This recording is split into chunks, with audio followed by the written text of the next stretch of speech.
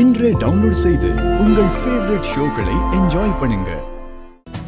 தாத்தா, பாட்டி, அம்மா, அப்பா, அண்ணன், தம்பி, அக்கா, தங்கச்சி, இப்படி உறவுகளா இருக்கிற எல்லாருமே ஒரே வீட்டுல ஒன்னா இருக்கிறது மட்டுமே கூட்டு குடும்பத்துக்கான அர்த்தம் இல்லை.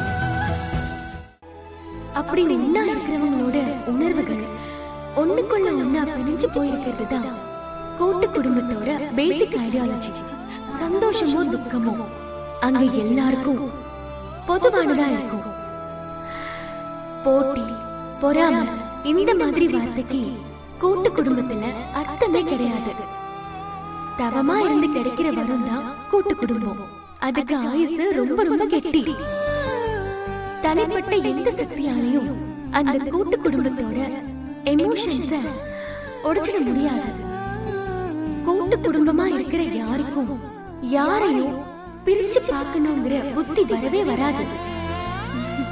ஆனா வெளியில இருக்கிற சில பேருக்கு கூட்டு குடும்பத்தை உடைக்கிற ஐடியா வந்து போலாம். ஆனா அதுக்கெல்லாம் எந்த காலத்திலயும் வாய்ப்பே வராது.